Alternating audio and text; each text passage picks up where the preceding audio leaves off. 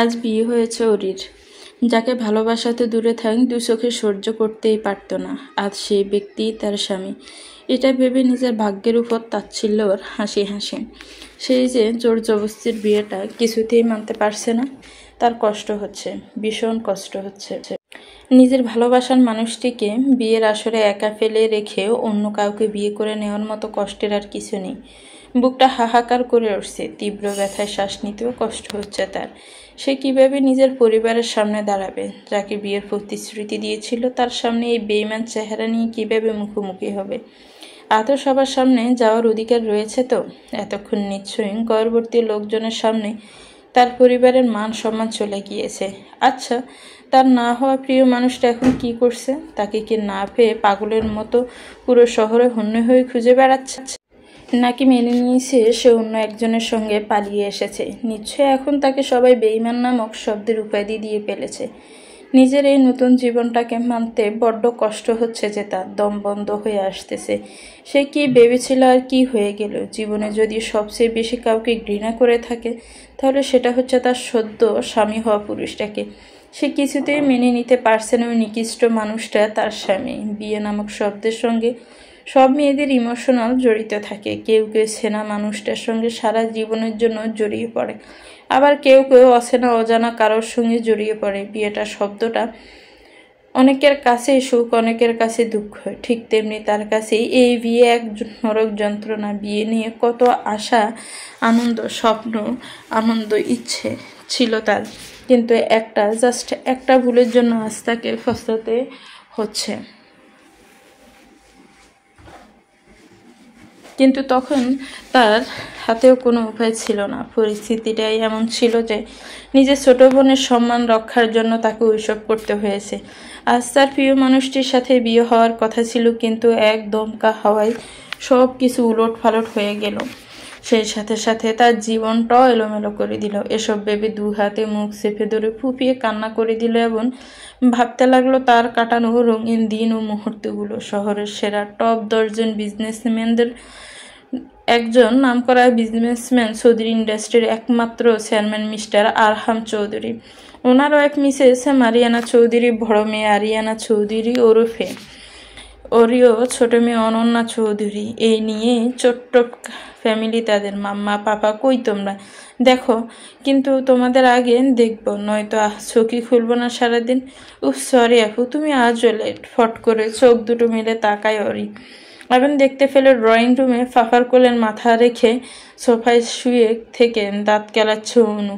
এই দৃশ্য দেখে সে সিঁড়ির উপরে হাত পা মিলে বসে পড়ল। অথবা চোখের জলে নাকের জলে হয়ে চিল্লিয়ে বলে উঠল, তুই আবার আজকে আমার সকালটা নষ্ট করে দিলি? উরুর বাচ্চা, তোর কাফলে বর জুটবে না। দোয়া করে দিলাম বেয়াদব মেয়ে। অনু হামিদ তুলতে তুলতে বলল, সমস্যা নেই, তুমি আছো তো, তোমার বরকে নিয়ে পালাবো। সো চিল। দেখো পাপা, তোমার মেয়ে দিন দিন অসভ্য হচ্ছে কিন্তু। অরির কথা শুনে মিস্টার আরহাম চৌধুরী চায়ের কাপে চুমুক দিয়ে হাতে থাকা খবরের কাগজের পাশে রেখে বলল, আহা, তোমার দু বোন মিলে আবার শুরু করলে? সকাল সকাল ঝামেলা না করলে বুঝি তোমাদের দিনটাই শুরু হয় না? এখন তো এটাই বলবে আমিই তো সব নষ্টের গোড়া, তাই তো পাপা? মিস্টার আরহাম চৌধুরী থমথমে মুখে বলল, আমি আবার সেটা কখন বললাম মামুনি? হয়তো মুখে বলনি, কিন্তু জানি আমি তোমরা কেউই আমাকে ভালোবাসো না, ওই অনুকে বেশি ভালোবাসো। তাই তো প্রতিদিন সে তোমাদের দেখে তার সকাল শুরু হয়।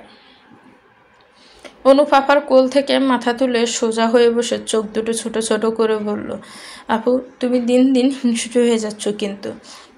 হচ্ছি, তাতে তোর কি? আমার কিছুই না, কিন্তু এতে আমার কোনো দোষই নেই। আমি সকাল সকাল উঠে পড়ি, তাই মাম্মা পাপাকে তোমার আগে দেখে, আর তুমি রাতে তাড়াতাড়ি করে ঘুমিয়েও সকালে মরার মতো বিছানায় পড়ে থাকো। এতে আমাদের দোষ কোথায়? তবরে মির্জাপুরের বউ ধারা বলে পায়ের জুতো খুলে নিয়ে তাড়া করলো অনুকে। অনু তার ফিট পর্যন্ত খোলা চুলগুলো হাত খোপা করতে করতে বদল। মেয়েদের কাণ্ড দেখে হেসে উঠল মিস্টার আরহাম চৌধুরী। এটা নতুন কিছু না, দুজনে সবসময় বাড়ি মাথায় তুলে রাখে। বাইরে কোথাও গেলে গলায় গলায় ভাব, কিন্তু বাড়িতে থাকলে একে অপরের শত্রু। ঠিক যেমন টম অ্যান্ড জেরি। কিরে ওরি, আজও নাকি তুই হেরে গিয়েছিস? ভার্সিটিতে পা রাখতে না রাখতে শুরু হয়ে গেল বন্ধু মহলের পছানি। আরোহী মুখ টিপে এসে আবার বলল, ছোট বোনের কাছে হাঁটতে লজ্জা করে না তোর? আরে ওর লজ্জা থাকলে তো লজ্জা হবে। বলে শিহেব চোখ টিপ দিল। মিম সিরিয়াস মুডে বলল, হয়েছে হয়েছে, মেয়েটাকে আর জ্বালাস না তো তোরা। দেখছিস তো রাগে সাপের মতো ফোঁস করছে, কখন না জানি কামড়ে দেয়। সবাই হো হো করে হেসে উঠল। এদিকে ওরির শরীর জ্বলে যাচ্ছে, কোথাও তার শান্তি হলো না। বাড়িতে একটা শাকচুন্নি আছে, আর বন্ধু মহলের সবাই এক একটা মির্জাপুরের বংশধর। উফ! ওরি দাঁতে দাঁত চেপে কিছু না বলে ক্লাসরুমের দিকে চলে গেল। সে এবার অনার্স দ্বিতীয় বর্ষের ছাত্রী ও অনু ইন্টার সেকেন্ড ইয়ারের ছাত্রী। সবার সাথে ক্লাস করে আড্ডা দিয়ে কালো রঙের স্কুটি নিয়ে বের হয়ে যায় ওরি। উদ্দেশ্য তার অরুর কলেজে যাওয়া। এই মেয়েটার গোলামি করতে করতে তার জীবনটা গেল। ওরি নিজ মনে গুনগুন করতে করতে তার প্রিয় স্কুটি চালাচ্ছে। হঠাৎ করে কই থেকে একটা সাদা রঙের কার এসে তার সামনে ব্রেক কষে। ওর চোখ দুটো বড় বড় হয়ে গেল। ব্রেক চাপার আগেই ঠুস করে গাড়ির সাথে ঠুকে গেল। স্কুটি সহ পড়তে পড়তে নিজেকে সামলে নিল। গাড়ি থেকে পুলিশের পোশাক পরিহিত একজন যুবক নেমে এলো এবং অরির দিকে তাকে গম্ভীর কণ্ঠে বলে, you are under arrest miss Oriana Chowdhury. Ori স্কুটিতে আরাম করে বসে দীর কণ্ঠে বলল, আমি না কাউকে মেরেছি আর না কারোর বাড়িতে ডাকাতি করেছি, তাহলে কোন অভিযোগে আমাকে অ্যারেস্ট করবেন এসআই সাহেব? তোমার নামে কমপ্লেন রয়েছে, তুমি একজনের হৃদয় চুরি করেছ। অরে হাসল। স্কুটিটা পাশে ঘুরিয়ে নিয়ে স্টার্ট দিতে দিতে বলল, এখন আমি তাহার শালি সাহেবাকে নিতে যাচ্ছি, সো আপনার সঙ্গে যেতে পারলাম না, সরি।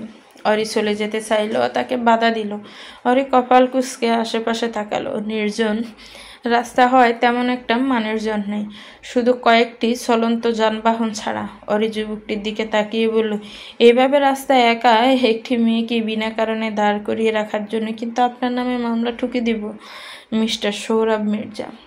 সৌরভ আলতো হেসে গাড়ির ভেতর থেকে দুটো প্যাকেট বের করে ওরির দিকে বাড়িয়ে দিয়ে বলল, নেওয়া হোক। অরি ভদ্র মেয়ের মতো প্যাকেটগুলো নিয়ে নিল এবং বলল, পাপা আপনাকে বাসায় যেতে বলেছে,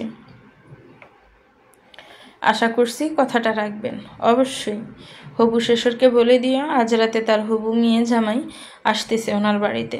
অরে হালকা হেসেই বিদায় নিয়ে সেখান থেকে চলে এলো। একটু দূরে আসতে কি মনে করে আবার স্কুটি থামিয়ে পিছনে তাকালো। সৌরভ গাড়িতে হেলান দিয়ে মাথা কাত করে তার দিকেই তাকিয়ে আছে। ঠোঁটের কোণে এক টুকরা হাসি লেগে রয়েছে।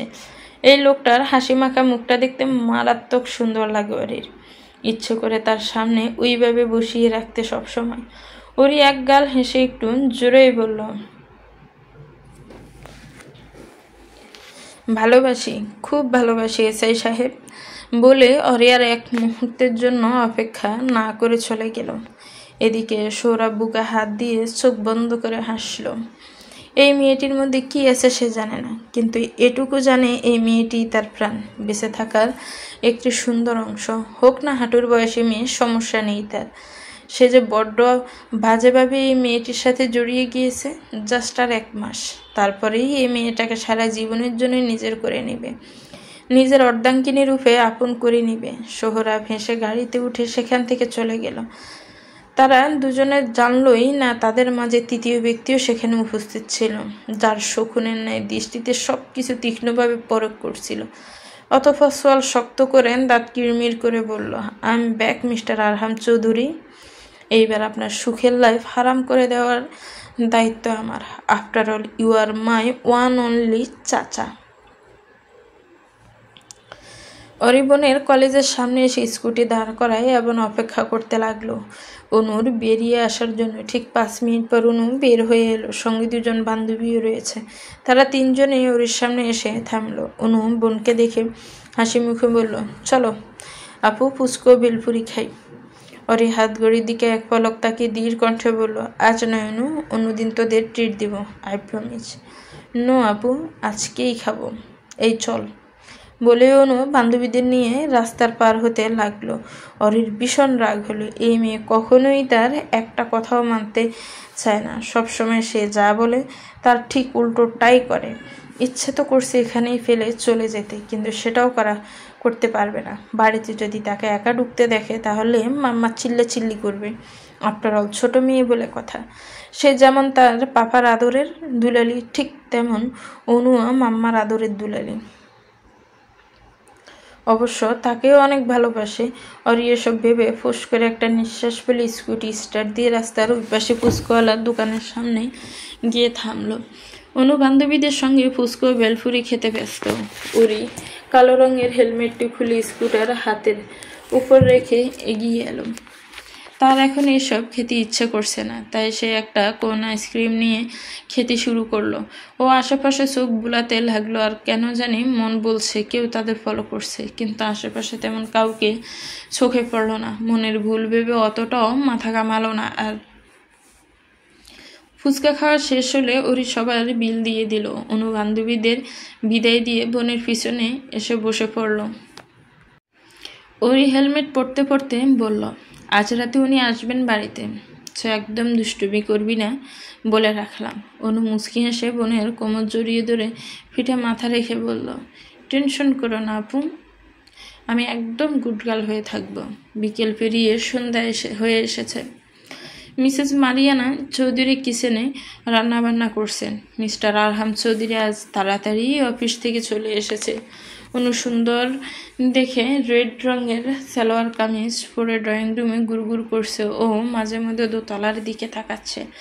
মূলত সে তার বোনের জন্য অপেক্ষা করছে। হাঁটতে হাঁটতে পায়ে একদম ব্যথা ধরে গেল। সে আর পায়চারি না করে দফাস করে সোফায় বসে পড়ল। এইভাবেই কিছু সময় অতিবাহিত হয়ে গেল। অবশেষে তার অপেক্ষার পালা শেষ করে দিয়ে ওরি সিঁড়ি বেয়ে নিচে আসতে লাগলো। বোনকে দেখতে পেয়ে ওরুর মুখ হা হয়ে গেল। চোখে মুখে ফুটে উঠল একরাশ মুগ্ধতা। সে অপলক দৃষ্টিতে তাকিয়ে থাকলো বোনের দিকে। ওরই মাথা নিচু করে এলোমেলো হাতে নিজের পরনের শাড়ির কুচি ঠিক করতে করতে ব্যস্ত। কোমর পর্যন্ত ঘন সিল্কি চুলগুলো সামনে হেলে এসে বিরক্ত করছে। 2 হাত ভর্তি খয়েরি রঙের কাছে ছুরিয়ে সোনালি রঙের গাজরা ছুরি ঝিনঝিন শব্দ করছে। কানে বড় বড় পাথরের ঝুমকোগুলো চিকচিক করছে। পরনের টক টকে খয়েরি রঙের জামদানি শাড়ি, পর্সা ছেড়ে হালকা সাজ, ঘন পাপড়ি বিশিষ্ট, চোখে গাঢ় করে কাজল দেওয়া, সব কিছু মিলিয়ে একদম পুরীর মতো লাগছে। ওরে আসলটা ঠিক করে নিচে নেমে এলো। নিজের দিকে এমন হা করে তাকিয়ে থাকতে দেখে ব্রু নাচিয়ে পড়ল। কি হলো, এমন করে বলদের মতো হা করে তাকিয়েছিস কেন? অনু ওইভাবেই উত্তর দিল, আপু তোমাকে জাস্ট ওয়াও লাগছে। আই এম শিওর জিজু আজকে হার্ট ফিল করবে তোমায় দেখে। অরে হালকা লজ্জা পেল। সে লোকটাকে জ্বালানোর জন্যই সেজেছে। ওনার দেওয়া উপহারেই নিজেকে নতুন করে সাজিয়ে তুলেছে। আচ্ছা, তাকে এমন করে দেখে লোকটার রিয়াকশন কেমন হবে? উনি কি অনুর মতন সবার সামনে হা করে মুগ্ধ নয়নে দেখবে, নাকি নিজের অবাধ্য অনুভূতির জন্য তাকে এড়িয়ে চলবে? নিজের মনের প্রশ্নগুলো সঠিক উত্তর খুঁজে পেল না, কিন্তু সে এতটুকুতে নিশ্চিত আজ তার এসআই সাহেবের অবস্থা খারাপ হয়ে যাবে। এইটা ভেবে সে মনে মনে হেসে ফেলল। শুধু তার প্রিয় মানুষটির অপেক্ষা। রাত 8:35। নিজ রুমে বসে থেকে গল্পের বই পড়ছিল ওরি। এসআই সাহেব কিছুক্ষণ আগে ফোন করে জানিয়েছেন উনি 10টার মধ্যে চলে আসবে। ওরি ওনাকে ধীরে সুস্থে আসতে বললে এবং টুকটাক কথাবার্তা বলে ফোন রেখে দিয়ে বই নিয়ে বসেছে। ঠিক তখনই বিকট আওয়াজ তুলে তার ফোনটা আবার বেজে উঠল। ব্রুকুসকে ফোনের দিকে তাকিয়ে দেখলো তার বেষ্টু মিম কল দিয়েছে। ওরে স্বাভাবিকভাবেই কলটি রিসিভ করে কানে ধরে কিছু বলতে যাবে, তার আগে মিমের কান্নার শব্দ পেয়ে সে চমকে উঠল। এক লাফে বসা থেকে উঠে দাঁড়িয়ে বিচলিত কণ্ঠে জিজ্ঞেস করলো, কি হয়েছে? এমন করে কাঁদছিস কেন? সব ঠিক আছে তো? ফোনের অপর প্রান্ত থেকে মিম কান্নারত কণ্ঠে বলল, অরি আমার আম্মু। কি হয়েছে আন্টির? এই চুপ করে থাকিস না, প্লিজ বল আমায়। দেখ খুব টেনশন হচ্ছে কিন্তু। মিম ডুব গিলে বড় করে নিঃশ্বাস নিয়ে বলল, আম্মু হার্ট অ্যাটাক করেছে। আমি কোনো মতে সিটি হাসপাতালে নিয়ে এসেছি। ডক্টর বলেছেন ইমার্জেন্সি অপারেশন করতে হবে, না হলে। কথাগুলো বলে আবার হাউমাউ করে কেঁদে উঠল মিম। এদিকে উরিও চিন্তায় পড়ে গেল। মা ছাড়া আর কেউ নেই এই মিমের। এই তো কয়েক বছর আগে এক দুর্ঘটনায় বাবা মারা যায়। তারপর থেকে তার মা মানসিকভাবে ভেঙে পড়েন। একমাত্র মেয়েকে নিয়ে তার অতিরিক্ত চিন্তা করে, যার ফলে শারীরিক দিক দিয়েও অসুস্থ হয়ে যায়। অরি কপালের গাম মুছে শান্ত গলায় বলল, চিন্তা করিস না, আন্টি সুস্থ হয়ে যাবে। বাকিদের কল দিয়ে জানা আমি আসতেছি। কল কেটে দিয়ে তাড়াতাড়ি করে খোলা চুলগুলো হাত খোপা করে ব্যাগে ক্রেডিট কার্ড ও ফোন ঢুকিয়ে নিয়ে এক প্রকার দৌড়ে রুম থেকে বেরিয়ে গেল। এখন চেঞ্জ করার একটু সময় নেই তার হাতে। ড্রয়িং রুমে মাম্মা, পাপা, অনু বসে থেকে চা খাচ্ছিল, গল্প করছিল। তখন খেয়াল করলো ওরে হন্ততন্ত হয়ে ছুটে আসতেছে, চেহারায় চিন্তার ছাপ। মেয়েটাকে এমন করে আসতে দেখে মিস্টার আরহাম চৌধুরী বললেন, কি হয়েছে মামুনি, তোমাকে চিন্তিত লাগছে? সব কিছু ঠিক আছে তো? ওর শাড়ির কুচি এক হাতে ধরে নিচে নেমে এসে সবাইকে সবটা খুলে বলল। সব কিছু শুনে বেশ চিন্তায় পড়ে গেল মিসেস মারিয়ানা চৌধুরী। চিন্তিত গলায় বলল, দুঃখের বিষয়, আমরাও কি তোমার সাথে যাব অরি? না না মাম্মা, তোমরা এখানেই থাকো, ইনি একটু পরেই হয়তো চলে আসবে। বন্ধু মহলের সবাই, আমরা ওই দিকটা সামনে নিব, চিন্তা করো না। মিস্টার আরহাম চৌধুরী কিছু একটা ভেবে বলল, ঠিক আছে মামনি, তোমাকে আমরা বাধা দিব না, কিন্তু স্কুটির বদলে গাড়িও ড্রাইভারকে সঙ্গে করে নিয়ে যেতে হবে। আর হ্যাঁ, কিছু লাগলে অবশ্যই জানাবে। ওরই মাথা নেড়ে সম্মতি দিয়ে বাড়ি থেকে বের হয়ে দ্রুত গতিতে গাড়ি নিয়ে বেরিয়ে গেল হাসপাতালের উদ্দেশ্যে। ওরিও তাদের বন্ধুমহলের সবাই এসেছে হসপিটালে, কিন্তু এসে জানতে পারে হার্টের অপারেশন করলে সাকসেস হওয়ার চান্স মাত্র 10%। এমন ক্রিটিক্যাল অপারেশন করার জন্য বেস্ট সার্জন দরকার, সেটা আপাতত ওখানে নেই। ডক্টর সাজেস্ট করে প্রাইভেট হাসপাতালে ভর্তি করাতে। কয়েক বছর আগে শহরে একটা নামকরা প্রাইভেট হাসপাতাল স্থাপন করা হয়েছে এবং ওখানকার প্রায় সব ডক্টরই বেস্ট। বিশেষ করে হাসপাতালের কর্তৃপক্ষ, উনি দেশের বাইরে একজন নামকরা ডক্টর এবং বেস্ট সার্জন হিসেবে বেশ পরিচিত। তার এমন কোনো রেকর্ড নেই যে কোনো অপারেশনে আনসাকসেস হয়েছে। তার নিখুঁত কাজের মাঝে মধ্যে সিনিয়র ডক্টররা অবাক হয়ে যান। আর এই জন্যই মাত্র কয়েক বছরের মধ্যে প্রাইভেট হাসপাতালটি শহরের নামকরা হাসপাতালে পরিণত হয়। ওরিও তার বন্ধুমহলের সবাই যেহেতু হাসপাতালের ব্যাপারে জানে, তাই আর এক মুহূর্তের জন্য সময় নষ্ট না করে ওই হাসপাতালের উদ্দেশ্য রওনা দিল। প্রাইভেট হাসপাতালে এসে ভর্তি করানোর পর জানতে পারে দ্য বেস্ট সার্জন ডাক্তার লিওয়ান হাসপাতালে নেই। ইমার্জেন্সি কল দিয়ে জানানো হয়েছে, কিন্তু সোজা সাপটা বলে দেয় উনি আজ আসতে পারবেন না। ওনার নাকি অন্য ইম্পর্টেন্ট কাজ রয়েছে। এদিকে মিম কান্না করতে করতে বেহুশ, তাকেও অন্য কেবিনে শিফট করা হয়েছে। অরি, শিহাব, রাকিব আরোহীর টেনশনে মাথা ফেটে যাচ্ছে। শিহাব তো মনে মনে ইচ্ছে মতো গালিগালাজ করে ডক্টরের সদ্য গোষ্ঠী ধুয়ে ফেলছে। ওরে পাইচারি করে যাচ্ছে, হাতে তাদের বেশিক্ষণ সময় নেই। সঠিক সময়ে যদি অপারেশন না হয় তাহলে হিতে বিপরীত ঘটে যাবে। এটা সে কিছুতেই মেনে নিতে পারবে না। দরকার হলে ডক্টরকে বাড়ি থেকে জোর করে নিয়ে আসবে, তবু আজকে অপারেশনটি কমপ্লিট করাবে। অরির ডক্টরের নামটা শুনে বেশ পরিচিত মনে হচ্ছিল, কিন্তু অতিরিক্ত টেনশনে থাকার জন্য এতটাও মাথা ঘামালো না।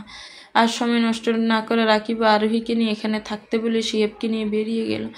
অন্য ডক্টরের কাছ থেকে ডাক্তার লিওয়ানের ফোন নাম্বার ও বাড়ির অ্যাড্রেস নিয়েছে এবং সেখানে যাওয়ার উদ্দেশ্যেই বেরিয়ে পড়েছে। রাত 11টা ছুঁইছি।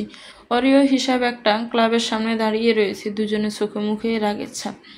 তারা ডক্টর লিওয়ানের বাড়িতে গিয়েছিল, কিন্তু ওখানে যাওয়ার পর গার্ডসরা তাদের ভিতরে প্রবেশ করতে দেয়নি। অরে ভালো করে বুঝিয়ে বলার পর জানতে পারে ওনাদের বস ওরফে ডক্টর বাড়িতেই নেই। অনেক চেষ্টা করার পর ওনার লোকেশন ট্যাগ করে এখান পর্যন্ত এসেছে এবং এখানে এসে রাগে শরীর জ্বলে যাচ্ছে। ওইদিকে হাসপাতালে একজন ইমার্জেন্সি রুগী মৃত্যুর সাথে লড়ছে, আর এই শালার ডক্টর কিনা ক্লাবে এসে মাতলামি করছে। অরির রাগি গজগজ করতে করতে ক্লাবের দরজার দিকে এগিয়ে গেল। তার পিছু পিছু শিহাবে এলো। দুজনে ক্লাবের ভেতর প্রবেশ করতে চোখ মুখ কুচকে ফেললো। অশ্লীল পোশাক পরিহিত মেয়েদের মিউজিকের তালে তালে ডান্স করছে। কয়েকজন কাপড়টা ভারে বসে থেকে মদ গিলছে। কেউ কেউ ঘনিষ্ঠ হওয়ার চেষ্টা করছে, আবার কেউ কেউ বসে থেকে আড্ডা দিচ্ছে, গল্প করছে। হিসাব চারিদিকে একবার চোখ বুলিয়ে নিয়ে ওর দিকে তাকিয়ে বলল, তুই এখানেই থাক, আমি লুচ্ছা ডক্টরকে খুঁজতেছি। আরে কিছু একটা ভেবে বলল, কিন্তু তুই ওনাকে চিনবি কি করে? আরে শুনলি না, ওই শালা বাহিরের ডক্টর, নিশ্চয়ই বিদেশি, দলাবিলেই হবে। তুই থাক। আমি দেখে আসতেছি কোন চিপার মধ্যে আছে বলে শিব সামনের দিকে এগিয়ে গেল। আরুরি সেখানে দাঁড়িয়ে থেকে আশেপাশে উকিঝুঁকি দিতে লাগলো। হঠাৎ করে অনুভব করলো তাকে কেউ তীক্ষ্ণ দৃষ্টিতে দেখছে। ওরি চমকে আশেপাশে ভালো করে তাকিয়ে দেখলো, কিন্তু না, তেমন সন্দেহজনক কাউকেই দেখতে পেল না। তবু ওরির মন বলছে কেউ একজন খুব গভীরভাবে তাকে দেখছে, কিন্তু কে সে সেটা বুঝতে পারছে না।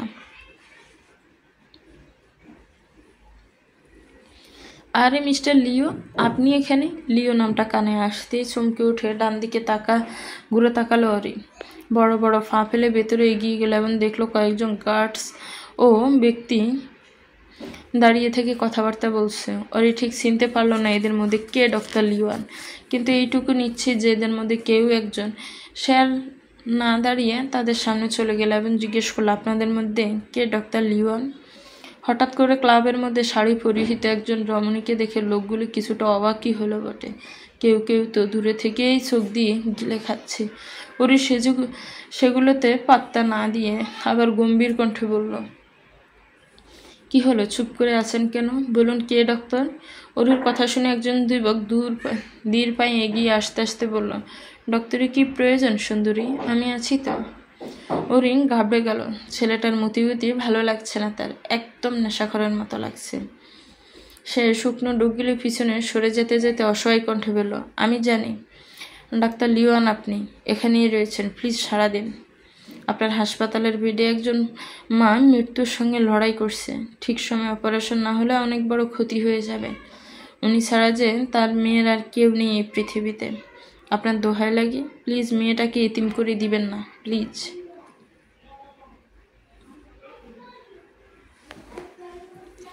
ওরির কথাগুলো শুনে তেমন কেউই রিয়াক্ট করলো না।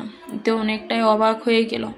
আচ্ছা, সে তখন ভুল শুনেনি তো? অন্য কারোর নামও তো লিও হতে পারে। শিট শিট শিট, সে তাহলে ভুল জায়গায় এসে পড়েছে। ওরি তড়িগড়ি করে পেছনে ঘুরে দৌড় দেওয়ার চেষ্টা করলো। ঠিক তখনই কেউ একজন পায়ে ল্যাং মারল। ওরি নিজের ব্যালেন্স সামলাতে না পেরে নিচে পড়ে গেল এবং তার হাতের কাছে ছড়িগুলো ভেঙে ফ্লোরে ছিটিয়ে পড়ল। ওরি চমকে উঠে ঘাড় ঘুরিয়ে তাকালো। কয়েকজন তাকে গোল করে ঘিরে ধরেছে। কারোই মতলব ভালো লাগছে না তার। সে একবার ভাবলো চিৎকার করে শিয়েবকে ডাকবে, কিন্তু আদৌ তার কণ্ঠস্বর শিয়েবের কানে পৌঁছাবে কিনা শিওর না। এত এত মিউজিকের শব্দের মধ্যে তার কণ্ঠস্বরটা ফিকে। হঠাৎ করে তার দৃষ্টি এক কোণে থাকা টেবিলের উপর গেল। সেখানে একজন যুবক গম্ভীর মুখে বসে থেকে সিগারেট খাচ্ছে। চোখে ব্ল্যাক সানগ্লাস থাকার জন্য কোনো দিকে তাকিয়েছে সেটা বোঝা যাচ্ছে না। লোকটাকে দেখে ঠিক বুঝতে পারলো না বাংলাদেশি নাকি বিদেশি। এখন এসব ভাবনার সময় নেই। এখান থেকে কিভাবে পালাবে সেটাই মেন বিষয়। ওরি লোকগুলোর দিকে তাকিয়ে দেখলো কেমন করে লালসার দৃষ্টিতে তার দিকে তাকিয়ে আছে। এটা দেখে ভয়ে রীতিমতো গেমে উঠল। সে এর আগে কখনো এমন পরিস্থিতিতে পড়েনি। কি করবে না করবে বুঝতে পারছে না। শুধু অস্ফুট সরে বলল, প্লিজ আমায় ছেড়ে দিন।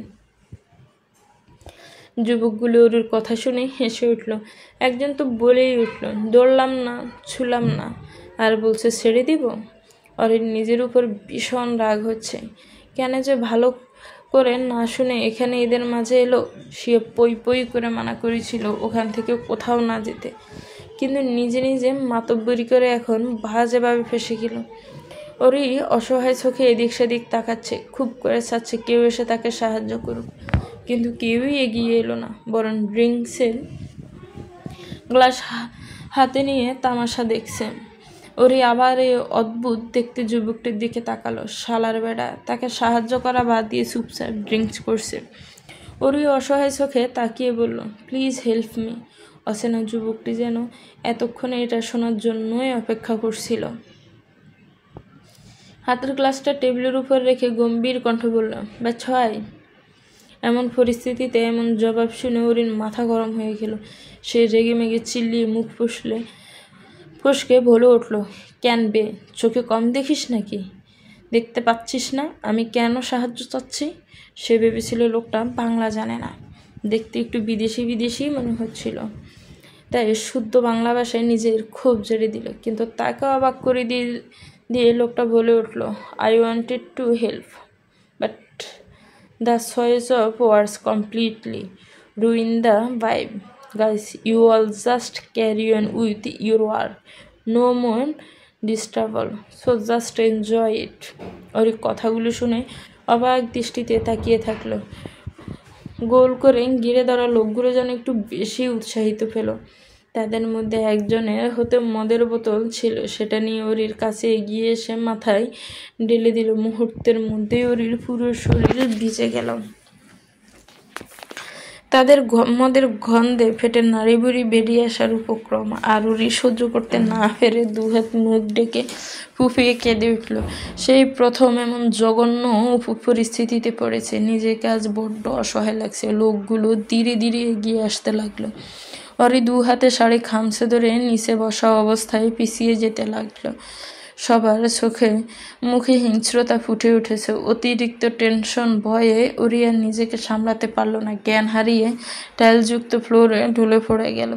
সে জানেও না আজ এখান থেকে বেঁচে আদৌ ফিরতে পারবে কিনা। রাত 1টা বেজে পার হয়ে গিয়েছে। শিহাব অনেক আগে হাসপাতালে ফিরে এসেছে। ডক্টরকে পুরো ক্লাবে তন্ন তন্ন করে খুঁজে না পেয়ে একসময় হাল ছেড়ে দিয়ে অরি যেখানে ছিল সেখানে ফিরে এসে তাকে দেখতে না পেয়ে ঘাবড়ে গিয়েছিল। অরিকে খোঁজাখুঁজি করার এক সময়ের মধ্যে ফোনের কথা মনে হইতে পকেট থেকে ফোন বের করে অরিকে কল দেওয়ার জন্য, কিন্তু কল আর দেওয়া হয়ে ওঠে না। ফোন অন করতে দেখতে পেল স্ক্রিনে বেশি ওঠা অরির দেওয়া মেসেজ। সে লক খুলে হোয়াটসঅ্যাপে গিয়ে মেসেজটা পড়ে জানতে পারলো হঠাৎ করে শরীর খারাপ লাগার জন্য সৌরভ তাকে বাড়িতে নিয়ে গিয়েছে। তাই তাকে যেন না খুঁজে ও চিন্তা করতে নিষেধ করে। শিহাব একটা স্বস্তির নিঃশ্বাস পেল। যা করে ঠিক আছে। সে তো একটুর জন্য ভয়ে পেয়ে গিয়েছিল, কিন্তু কোথাও যেন একটা খটকা লাগলো তার, কারণ তারা শুধুমাত্র দুজনেই এখানে এসেছিল। তাহলে সৌরভ কই থেকে এলো? আবার পরক্ষণে ভাবলো হয়তো বাড়িতে অরিকে দেখতে না পেয়ে তাকেই খুঁজতে খুঁজতে এখানে এসেছে, এমনটাও হতে পারে। সে আর বেশি কিছু না ভেবে ক্লাব থেকে বের হয়। গাড়ির ড্রাইভিং সিটে বসতে রাকিবের ফোন কলের মাধ্যমে জানতে পারলেন ডাক্তার লিওয়ান হাসপাতালে পৌঁছে গিয়েছে এবং অপারেশন করতে রাজি হয়েছে। সবটা শুনে কিছুটা চিন্তামুক্ত হয়ে তাড়াতাড়ি করে হাসপাতালের উদ্দেশ্যে বেরিয়ে পড়ে। মিমের জ্ঞান ফিরে এসেছে। ওটির সামনে সবাই দাঁড়িয়ে থেকে লাল বাতির দিকে তাকিয়ে দোয়া করছে যেন অপারেশনটা সাকসেসফুল হয়। বেশ কিছুক্ষণ পর ওটির বাহিরে লাল আলো বন্ধ হলো। সবাই তড়িঘড়ি করে দরজার কাছে এগিয়ে এলো। মিম পাথরের মতো চুপচাপ দেয়ালের সাথে হেলান দিয়ে দাঁড়িয়ে থাকলো। ডক্টর বেরিয়ে এলেন। গাঢ় বাদামি বর্ণের তীক্ষ্ণ চোখগুলো দিয়ে একবার সবাইকে পর্যবেক্ষণ করে নিল। অতঃপর তালুতে ব্যান্ডেজ পেঁচানো ডান হাতটি মুখের মাস্কটি আর একটু নাকের উপর তুলে স্বাভাবিক গলায় বলল, don't worry, she is fine now and the surgery was A success. কাছে জানালা ভেদ করে সূর্যের আলো চোখে মুখে পড়তে ঘুম ভেঙে গেল ওরির। রাতের ঘটনা মনে হতে সে এক লাফে উঠে বসে পড়ল। ভয়ার্থ চোখে চারিদিকে তাকিয়ে একটু অবাকই হলো। সে নিজের রুমেই রয়েছে আর শরীরেও তেমন কোনো আঘাত নেই, শুধু মাথাটা প্রচণ্ড ব্যথা করছে। পরনের শাড়িটাও ঠিকঠাক আছে। হঠাৎই কিছু মনে পড়তে সে নিজের শরীরের ঘ্রাণ নিল আর থমকে গেলে। স্পষ্ট মনে আছে ক্লাবে একজন বেয়াদব তার উপরে মদ ঢেলে দিয়েছিল। তাহলে এখন তার শরীর থেকে তীব্র মদের দুর্গন্ধ বের হওয়ার কথা, কিন্তু না, তার বদলে নাকে এসে লাগছে এক অদ্ভুত সুন্দর নেশা ধরানো গন্ধ। এটা যেন জাফরানের উষ্ণতা, অ্যাম্বারের মিষ্টি আর হালকা কাঠের কোমল স্পর্শ মিশে তৈরি এক রহস্যময় সুরভি যেন বাতাসে ভেসে থাকা সূর্যের আলো এর ঘ্রাণ রঙে বদলে ফেলেছে। অরি অবচেতনে দুহাতে শাড়ি চেপে ধরে মুখ ডুবিয়ে দিল। গভীর শ্বাস নিল। সেই গন্ধটা বুক ভরে টেনে নিতেই মনে হলো যেন সময় থেমে গেছে আর কোথাও কাছাকাছি এক অদেখা উপস্থিতি তার উপর নিজের অদৃশ্য ছাপ রেখে গেছে। লম্বা একটা শাওয়ার নিয়ে ওয়াশরুম থেকে বেরিয়ে এলে ওরি মাথাটা ব্যথায় ফেটে যাচ্ছে, সাথে হাজারো প্রশ্ন ঘুরপাক খাচ্ছে। সে সুস্থ অবস্থায় এখানে কীভাবে এলো এটাই বুঝতে পারছে না। তাহলে কি শিহাব তাকে নিয়ে এসেছে নাকি অন্য কেউ? শিহাবের কথা মাথায় আসতে সে তাড়াতাড়ি করে নিজের ফোন খুঁজে বের করে কল দিল। সে তো এক প্রকার ভুলেই গিয়েছিল মিমের আম্মুর কথা। আদৌ সার্জন পেয়েছিল কিনা কে জানে। ফোনে কথা বলা শেষ করে স্বস্তির নিঃশ্বাস ফেলল ওরি। মনে মনে ডক্টরকে ধন্যবাদ করলো। ফোনটা টেবিলের উপর রেখে দিতেই রুমের ভেতর অনুপ্রবেশ করলো এবং বোনকে এত সকালে গোসল করতে দেখে ভ্রু কুঁচকে বলল, কি ব্যাপার আপু, আজ যে এত সকাল সকাল গোসল করলে? শরীর ভালো লাগছিল না নাকি? তাই না, গোসল করলাম। মাম্মাকে বলো কড়া করে 1 কাপ কফি নিয়ে নিয়ে আয় তো, প্রচুর মাথা ধরেছে। অরির স্বাভাবিকভাবে বলা কথাগুলো শুনে ঠিক বিশ্বাস হলো না অরুর। সে সোজা সাপটা উত্তর দিল, মাম্মা পাপা নেই, আন্টিকে দেখতে হসপিটালে গিয়েছে। অরি কিছুক্ষণ চুপ করে থেকে বলল, আমি এখানে কিভাবে এসেছি অনু? মানে? আমি তো বাহিরে ছিলাম। কে নিয়ে এসেছে? শিহাব? শিহাব ভাইয়া তোমাকে নিয়ে আসতে যাবে কেন? তোমাকে তো জিজু নিয়ে এসেছিল, তাও গভীর রাতে, তখন তুমি ঘুমিয়েছিলে। অরি কিছুটা চমকে উঠল। সে তো এটা ভেবেই দেখেনি ওই অসভ্য লোকগুলোর থেকে তাকে সোহরাব মির্জা বাঁচিয়েছে। নিশ্চয় তাকে দেখার জন্যই গিয়েছিল তার ব্যক্তিগত এসআই সাহেব, এবং হাসপাতালে না পেয়ে খোঁজ নিয়ে ক্লাবে গিয়েছে, আর লোকগুলোকে ইচ্ছে মতো কেলানি দিয়ে তাকে নিয়ে এসেছে। ইস, সে এই দৃশ্যটা মিস করে গেল। মুহূর্তের মধ্যে ওর মনটা আনন্দে ভরে উঠল। সে এতক্ষণ অযথাই চিন্তা করছিল, ভুলেই গিয়েছিল তাকে প্রোটেক্ট করার জন্য তার এসআই সাহেব রয়েছেন। হাসছো কেন আপু? অরুর কথা শুনে ভাবনার জগৎ থেকে বেরিয়ে এলো অরি। ঠোঁটের কোণে এক চিলতে হাসিটা তাড়াতাড়ি করে লুকিয়ে মুখটা গম্ভীর করে বলল, কিছু না, চল, খিদে পেয়েছে। আন্টিকে দেখতে হাসপাতালে যেতে হবে। অন্য কিছু বলতে চেয়েও বলল না, চুপচাপ মাথা দুলিয়ে দুবনের পিছু পিছু নিচে যেতে লাগলো।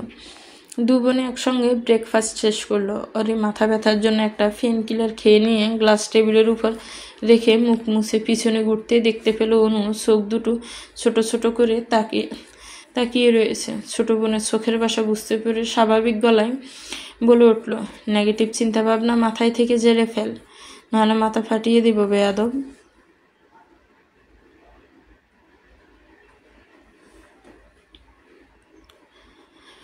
বোনের কথা শুনে অনু দাঁত কেলিয়ে কিছু বলতে যাবে, ঠিক তখনই পিছন থেকে শুনতে পেল, কেন, আমার শালি সাহেবা আবার কি করলো? দুজনে দরজার দিকে তাকিয়ে দেখলো হাসি মুখে সোহরাব মির্জা দাঁড়িয়ে রয়েছে, পরনে পুলিশের ড্রেস আপ। সোহরাব এগিয়ে এসে তাদের সামনে দাঁড়ালো। অরি অনুর দিকে আর চোখে তাকিয়ে বলল, কি রে বলবো, তুই কি ভাবতেছিস? উনিও জানো তার এই পস্কুশালী সাহেবের মাইন্ড কেমন। অনু পড়ে গেল মুসিবতে। সে অসহায় চোখে বোনের দিকে তাকিয়ে ইশারায় বলতে মানা করছে। এখন যদি জিজুর সামনে বলে দেয় তাহলে সে লজ্জায় শেষ হয়ে যাবে। আসলেই তার মাইন্ড বেয়াদব একটা, যখন তখন উল্টাপাল্টা ভেবে বসে থাকে। এখন ওনার দিকে তাকাতেও লজ্জা করছে। অনু আর দাঁড়িয়ে থাকতে পারল না। তার বোনের মুখের উপর কোনো বিশ্বাস নেই। ভুল জায়গায় সঠিক কথা বলে দিয়েও কোন বাস খায়, সাথে তাকেও বাস খাওয়ায়। তাই সে আগে ভাগে সেখান থেকে কেটে পড়ল। অনু দু বোন দেখে ওরই শব্দ করে হেসে দিল। তখন তার দৃষ্টির সামনে দাঁড়িয়ে থাকা ব্যক্তির উপর পড়ল। উনি এক দৃষ্টিতে তাকিয়ে রয়েছেন তার দিকে। হঠাৎ করেই অরির হাসি মাখা মুখটা মলিন হয়ে গেল। ঠিক সময় যদি ওখানে না যেত তাহলে নিশ্চয় সে আজ দিনের আলোটা দেখতে পেত না, বা একজন দর্শিতা বলে উপাধি পেত। এটা ভাবতেই বুকের ভেতরটা কেমন করে উঠল। অজান্তেই লোকটার প্রতি সম্মান ও ভালোবাসা দ্বিগুণ হয়ে গেল। আর শুধুমাত্র এই লোকটার জন্য সে সুস্থ শরীরে দাঁড়িয়ে রয়েছে। এসব ভাবনার মাঝে গালে হাতের স্পর্শ পেয়ে চোখ তুলে তাকায়। সৌরভ অরির কাছে এসে দুগালে হাত রেখে কপালে ছোট ঠোঁট ছুঁয়ে দিয়ে বলল, সব কিছু ঠিক হয়ে গিয়েছে অরি, একদম চিন্তা করো না। অরি মুচকি এসে দুহাতে জড়িয়ে বুকে মুখ গুজে দিল, কিন্তু তখনকার তার শরীর থেকে আসা সে অদ্ভুত ঘ্রাণটা অনুভব করতে পারল না। এতে বিস্মিত হয়ে গেল অরি। সে তো ভেবেছিল এটা তার এসআই সাহেবের পারফিউমের গ্রাম, কিন্তু এখন তো অন্যরকম গ্রান পাচ্ছে সে। তাহলে কি তার শরীরে যে গ্রান ছিল এটা অন্য কারোর? আকাশপাতাল ভাবতে ভাবতে তিনজনে হাসপাতালে এসে পৌঁছালো। কেবিনের ভেতরে প্রবেশ করতে দেখতে পেল সাদা দবদবে বেডে শুয়ে রয়েছেন মিসেস শিল্পী খাতুন। ওনার ডান পাশে বসে আছে মিনা, রুহি, শিহাব, রাকিবও রয়েছে। অরি কাছে এগিয়ে যেতে মিম উঠে দাঁড়িয়ে তাকে বসার জায়গা দিল। অরি বসা আন্টির ডান হাত নিজের হাতের মুঠোয় নিয়ে ধীরে কণ্ঠে বলল, ডক্টর আপনাকে নিষেধ করেছিল অতিরিক্ত টেনশন না করতে, কিন্তু আপনি কি করলেন? নিজের কথা নাই বা ভাবলেন, কিন্তু আপনার মেয়ে, আপনি ছাড়া যে সে একা। আপনি চলে গেলে ওর কি হতো? একবারের জন্য কি ভেবে দেখেছেন আপনাকে ছাড়া আপনার মেয়ে থাকবে কিভাবে? এত বছর তো লড়াই করেছেন, তাহলে এখন কেন হাল ছেড়ে দিচ্ছেন? আমি তো আপনাকে কথা দিয়েছি যে আপনার মেয়েকে একদিন না একদিন প্রতিষ্ঠিত করে দেখাবো আমরা। তার জন্য আপনার মেয়েও দিনরাত পরিশ্রম করছে শুধুমাত্র আপনার জন্য। আপনি কোথায় ওর পাশে থেকে সাপোর্ট করবেন, তা না করে ওরে মানসিকভাবে কষ্ট দিচ্ছেন। এতে কিন্তু আমরা সবাই আপনার উপর রেগে রয়েছি আন্টি। শিল্পী খাতুন চুপচাপ রয়েছেন। তিনি নিজের ভুল বুঝতে পেরেছেন। এই দুনিয়ায় টেনশন করে অসুস্থ হওয়ার থেকে লড়াই করে চলাটাই বেটার। হোক না কষ্ট, দিন শেষে তো নিজের মেয়ের মুখটা অন্তত দেখতে পারবেন। তার মেয়ে যদি হাল ছেড়ে না, তাহলে তিনি একজন মা হয়ে কেন হাল ছেড়ে দিবে? শিল্পী খাতুন সবার সামনে মেয়ের দিকে তাকিয়ে কথা দেন উনি নিজের খেয়াল রাখবেন, যত্ন করবেন ও মেয়ের পাশে সব সময় থাকবেন। ওড়িশার সবাইকে ধন্যবাদ জানায় তাদের বিপদের সময় এভাবে পাশে থাকার জন্য। সৌরভ সবার সঙ্গে টুকটাক কথাবার্তা বলে বিদায় নিয়ে চলে যায়। তার ডিউটির সময় হয়ে এসেছে। ওরির আম্মু অনেক আগেই ফিরে গিয়েছেন। একজন নার্স এসে চেক আপ করে ইঞ্জেকশন পুশ করে দিয়েছে। কেবিন থেকে মিমকে নিয়ে বেরিয়ে এলো ওরি। মেয়েটা গতকাল রাত থেকে কিছুই খায়নি। দুজনে হেঁটে ক্যান্টিনের দিকে যাচ্ছিল। ওরি অন্যমনস্ক হয়ে কিছু একটা ভাবছে, যার ফলে ক্যান্টিনের সামনের দরজা পা দিতে অসাবধানতার কারণে একজনের সাথে ধাক্কা লেগে গেল। হঠাৎ করে এমন হয়ে হকচকিয়ে গেল ওরি। নিজের ব্যালেন্স সামলানোর জন্য সামনে দাঁড়িয়ে থাকা ব্যক্তির পরনে সাদা অ্যাপ্রন দু হাতে চেপে ধরল। ওরি নিজের সামনে নিয়ে থমথমে মুখে মাথা তুলে উপরে তাকালো এবং দেখলো গাঢ় রঙের বাদামি বর্ণের গম্ভীর চোখ দুটো তার দিকেই নিবেদ্য রয়েছে। সে এক জটকায় ব্যক্তিটির থেকে কিছুটা দূরে গিয়ে দাঁড়িয়ে মিনমিন করে বলল, সরি, আমি বুঝতে পারিনি। সামনে মাস্ক পরিহিত দাঁড়িয়ে থাকা ডক্টরের মধ্যে কোনো ভাবান্তর দেখা গেল না। তিনি ব্রু কুঁচকে নিজের শরীরের দিকে তাকালো। হাতে কফির মগ ছিল এবং ধাক্কা লাগার ফলে সবটাই তার উপর পড়ে গিয়েছে। লোকটার দৃষ্টি অনুসরণ করে অরি মিমও তাকায়। মিম চিনতে পেরে তড়িঘড়ি করে বলে উঠল, ডক্টর লিওয়ান, আপনি ঠিক আছেন? মিমের মুখে নামটা শুনে কিছুটা অবাক দৃষ্টিতে তাকিয়ে থাকলো অরি। একটু আগেই তার করা কাজে সে মনে মনে অনুশোচনা করছিল, কিন্তু নামটা শোনার পর সব হাওয়া হয়ে গেল এবং মনে মনে কিছুটা খুশি হলো। এই শালা ডক্টরের জন্যই তাদের এত প্যারা নিতে হয়েছিল। এনাকে খুঁজতে যেয়ে সে বিপদে পড়েছিল। এখন গরম কফির ঠেলা বুঝুক বেটা। সরি বলার জন্য মনে মনে আফসোস হচ্ছে অরির। এই লোকটা তার সরিও রিজার্ভ করে না। ওরি আর কিছু না বলে মিমের হাত ধরে পাশ কাটিয়ে চলে যেতে ছেলে ডক্টর লিওয়ান বাধা দিয়ে কাট করায় বলল, জেনে শুনে অন্যায় করাটা আমার মোটেও পছন্দ না। হয়তো সে নিজের ভুল শুধরে নেয়, অথবা আমি আমার মতো শুধরে দেই। অরির কপাল কুঁচকে গেল। সে আবার কখন জেনে শুনে এমনটা করলো। অরি কিছুটা বলতে যাবে, ঠিক তখনই মিম বলে উঠল, আপনার কোথাও ভুল হচ্ছে ডক্টর। ওরি ইচ্ছে করে এমনটা করেনি। কেন? আপনার বান্ধবীকে চোখে দেখে না? ডক্টরের মুখে এমন কথা শুনে অবাক হয়ে গেল মিম। অরি চোখ মুখ শক্ত করে সোজা সাপটা বলল, কি বলতে চাচ্ছেন? পরিষ্কার করে বলুন। আমার শার্ট নষ্ট করে দিয়েছ, এখন সেটা পরিষ্কার করার দেওয়ার দায়িত্বটা তোমার। কথাটা শুনে ওরি রেগে মেগে কিছু বলতে যাবে, তার আগে মিম ইশারায় করে লোকটার হাতের দিকে তাকাতে বলে। অরি ব্রু কুঁচকে হাতের দিকে তাকিয়ে দেখলো ডান হাতে ব্যান্ডেজ করা। তবু সে বলল, দুঃখিত, আমি পারবো না। As you wish. By the way, ওনার ট্রিটমেন্ট এখনো কমপ্লিট হয়নি, সো। আর কিছু না বলে বড় বড় ফাঁ ফেলে সেখান থেকে চলে গেল। অরি ও মিম হতবাক হয়ে গেল। তারা কিছুতেই ভেবে পাচ্ছে না এটা আবার কেমন ডক্টর। ওয়াশরুমের ভেতর ভিজে টিস্যু দিয়ে দাঁড়িয়ে রয়েছে অরি। তার ঠিক সামনে দেয়ালের সাথে হেলান দিয়ে পকেটে দু হাত গুজে ঘাড় কাত করে তাকিয়ে রয়েছে লিওন।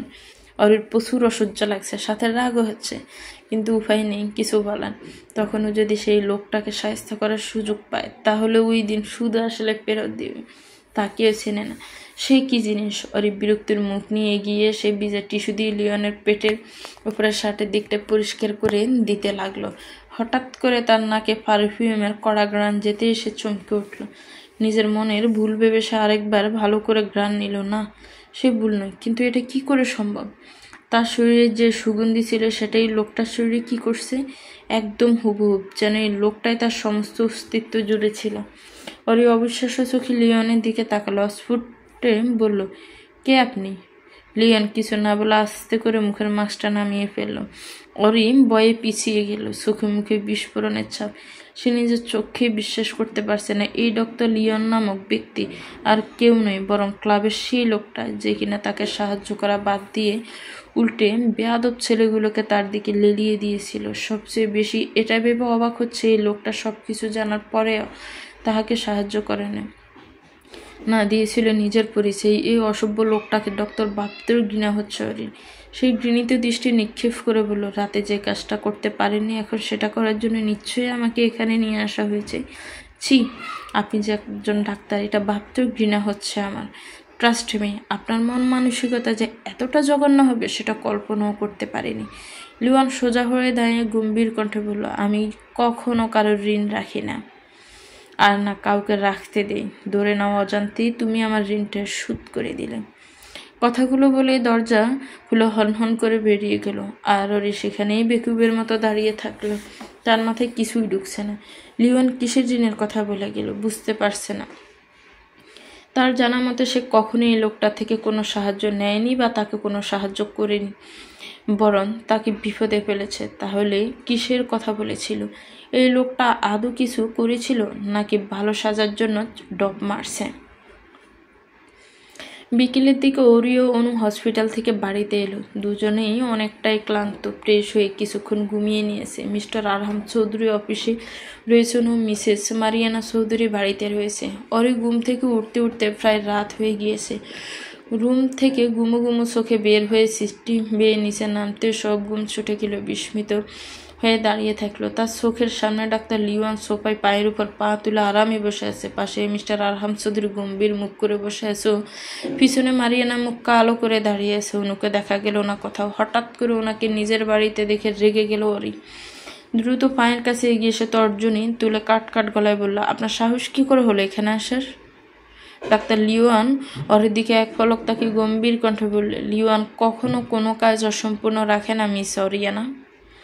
এখানে কি কাজ আপনার? এটা নিশ্চয় কোনো হসপিটাল না। লিওয়ান এবার উঠে দাঁড়ালো। গাঢ় বাদামি রঙের চোখ দুটি তীক্ষ্ণ করে এগিয়ে গেল অরির দিকে।